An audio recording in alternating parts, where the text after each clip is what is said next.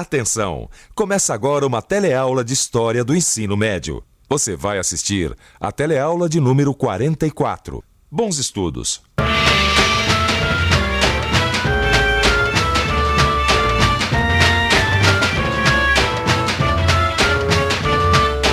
Abaixo o imperialismo americano.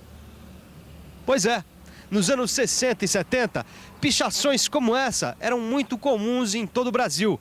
Mas não apenas no Brasil. No mundo todo havia quem lutasse contra o chamado imperialismo americano. Mas afinal de contas, o que significa imperialismo? O que significa dizer que um país é imperialista? Se você quiser ficar sabendo disso em detalhes, é só continuar sintonizado, porque o imperialismo moderno é o tema dessa teleaula, onde você vai ver como e por que o imperialismo se intensifica entre os países europeus a partir da segunda metade do século XIX, que regiões foram dominadas pelos países imperialistas e como países não europeus, como o Japão e os Estados Unidos, tornaram-se imperialistas. Imperialismo é o tema de hoje, mas será que as pessoas sabem o que isso quer dizer? Vamos ver. Diz pra gente, você sabe o que quer dizer imperialismo? Não. Imperialismo? É a influência estrangeira num país, principalmente no país de terceiro mundo, infelizmente, não é? O imperialismo não é nenhuma novidade na história da humanidade. Desde os tempos antigos, há registros de regiões dominando outras regiões, ou mesmo de civilizações inteiras sendo submetidas por outras civilizações. Mas o que nos interessa na teleaula de hoje é investigarmos o imperialismo moderno. O imperialismo que tem o seu auge no século XIX, que tem os países europeus como seus principais agentes. Mas por que será que a Europa se torna imperialista? Quais os motivos que transformaram os países europeus em países imperialistas? 1850. A partir da metade do século XIX, a Europa se torna o continente mais poderoso do mundo. A Revolução Industrial é um sucesso. As fábricas produzem a todo vapor e produzem muito mais que a própria Europa pode consumir. Por isso é preciso encontrar novos mercados para vender esses produtos industrializados. É preciso romper as fronteiras de outros países, não só para vender, como também para obter matérias-primas para as indústrias. E são basicamente esses dois fatores, a busca de novos mercados e a obtenção de matérias-primas, os responsáveis pela maior corrida imperialista já vista entre os países europeus. Mas não foram só as necessidades de encontrar novos mercados consumidores e fornecedores de matérias-primas que fizeram com que os burgueses europeus se tornassem imperialistas e partissem em busca de novas terras. Curiosamente, a mesma indústria que trouxe a riqueza trouxe também a miséria. Isso porque a utilização cada vez mais intensa das máquinas gerava um número cada vez maior de desempregados. E onde há miséria, você sabe, há instabilidade social. E instabilidade social era uma coisa que os burgueses europeus não queriam. Então, como será que eles resolveram o problema de milhões de europeus desempregados? Muito simples. Os mesmos países que compravam os produtos industrializados dos europeus e forneciam matérias-primas tinham que receber também os desempregados. Foi assim que começou a grande imigração europeia do século XIX.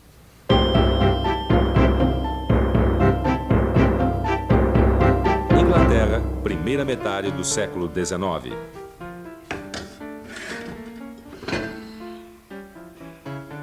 Sopa de novo? Graças a Deus que hoje tem batata. Batata onde? Meu Deus. Até quando? Falam tanto nessas tais de indústrias, que a Inglaterra está cada vez mais poderosa.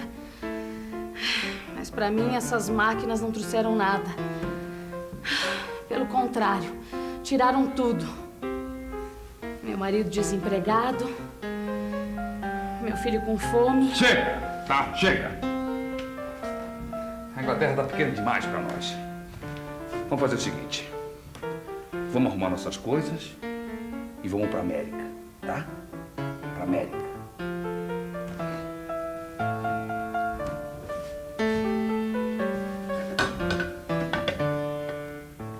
Nova York, Estados Unidos.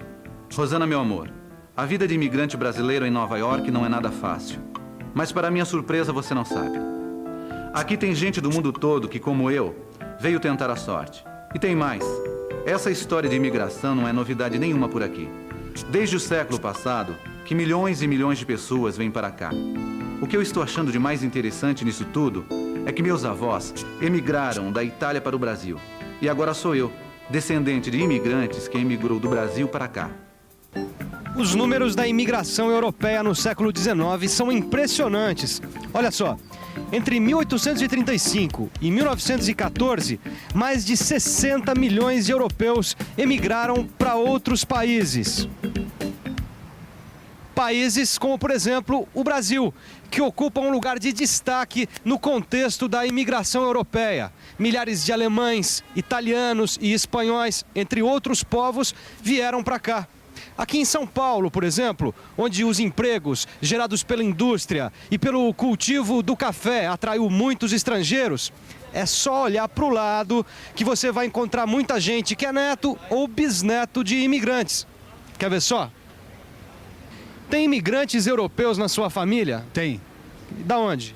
Tem de Portugal, da Espanha e deve ter um asiático perdido também. Itália e França. Primeira geração de brasileiros. Mãe alemã, pai francês. Tem, meus pais são espanhóis. Como você viu até agora, a Europa, a partir da segunda metade do século XIX, vive uma necessidade de conquistar novas terras. Isso porque precisava encontrar novos mercados para vender os seus produtos industrializados, fornecedores de matérias-primas e novas terras para resolver o problema dos desempregados, do excedente de mão de obra. Em resumo, esses foram os motivos que levaram a Europa a se tornar imperialista e a colonizar boa parte da África, da Ásia e da Oceania. Mas quem dominou quem nesse jogo imperialista?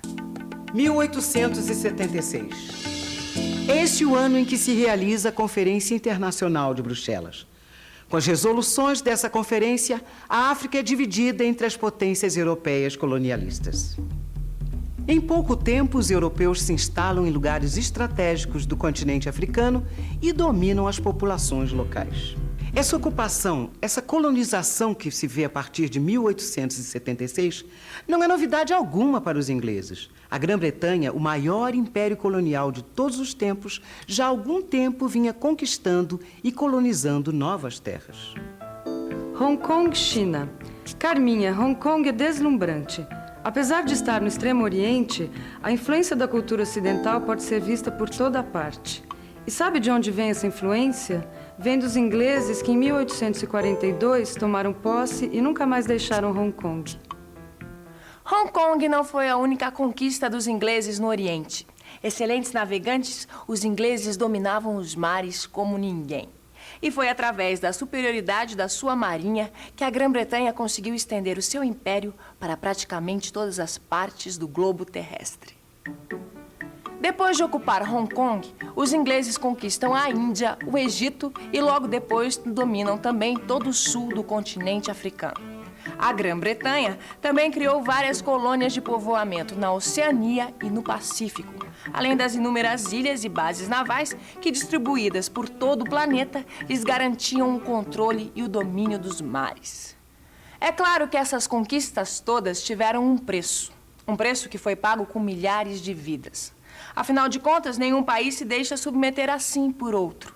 Mas a superioridade econômica e militar dos ingleses fazia com que eles acabassem sempre levando a melhor. A Grã-Bretanha foi o maior império colonial, mas não foi o único. Vários outros países europeus também se expandiram por outros continentes, submetendo outros povos aos seus objetivos colonialistas. Como a Alemanha, a França, a Rússia, a Itália, a Holanda, a Bélgica, a Espanha e Portugal. Ô, Vicente, os europeus dominaram mais de meio mundo. Meio mundo não. Eles dominaram mais da metade do planeta, Gil. Pois é. Não é à toa que qualquer país que a gente vai hoje em dia, a gente sente a presença dos europeus, não é? Isso é verdade. Agora, tudo bem, os europeus foram os maiores colonizadores, os grandes imperialistas do século XIX, mas não foram os únicos, viu? Não? Pode apostar que não. Além dos europeus, 2 outros países se transformaram em potências econômicas durante o século XIX. E a exemplo dos europeus, eles também adotaram políticas imperialistas. Sabe que países são esses? O Japão e os Estados Unidos. Os motivos que levaram o Japão ao imperialismo, à conquista de novos territórios, foram os mesmos das potências europeias: excesso de população e necessidades de matérias-primas e mercados para os produtos de suas indústrias. O Brasil viveu de perto essa época da história japonesa, principalmente por causa do grande número de imigrantes japoneses que vieram para cá, principalmente para São Paulo, onde existe até um bairro japonês, que é esse aqui, o Bairro da Liberdade. No final do século, o Japão adota para valer uma agressiva política imperialista e em menos de 2 décadas já domina boa parte da Ásia. Mas e os Estados Unidos? Que motivos levaram os americanos ao imperialismo? Estados Unidos, fim do século XIX. Isso é que é uma beleza. Eu não disse, mulher, que a América é onde está o futuro. Você só não falou é que nós, os imigrantes, é que seríamos esse futuro. Isso não é uma maravilha? Conquistamos o Oeste. Hoje a América é esse mundo. O que foi? Saudades do nosso filho.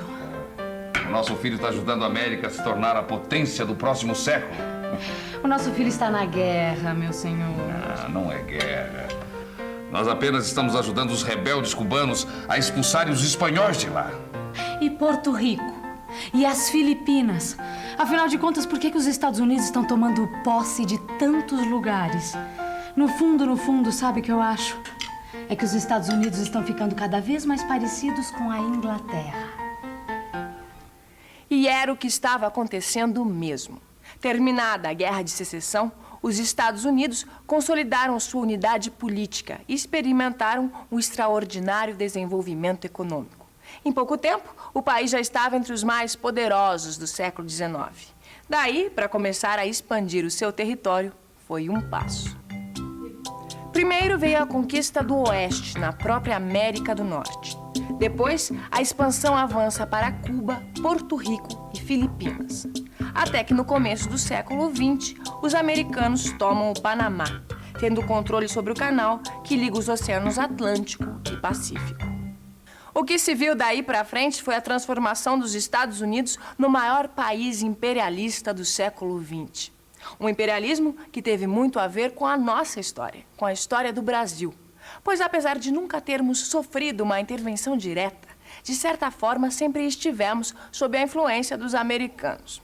Mas essa já é uma outra história, que vai ficar para um outro encontro, porque agora é hora de revisarmos o que aprendemos hoje. E atenção, se liga aí que é hora da revisão. Na teleaula de hoje, você viu que o grande desenvolvimento industrial levou os países europeus a buscar novos mercados para vender seus produtos e obter matérias-primas. E viu também que o uso intensivo das máquinas acabou provocando um grande desemprego, levando os europeus a emigrarem para vários países. Esses fatores levaram a Europa a uma corrida imperialista, onde várias regiões e países foram colonizados. Você também viu que, além da Europa, Japão e Estados Unidos também se transformaram em potências imperialistas. O imperialismo, como você viu, levou as potências do século XIX a querer conquistar cada vez mais territórios e, muitas vezes, a disputarem entre elas esses territórios. Essa rivalidade colonialista acabou detonando uma corrida armamentista que preparou o terreno para uma guerra, aquela que viria a ser a Primeira Guerra Mundial, que será o assunto das nossas próximas teleaulas. Até lá!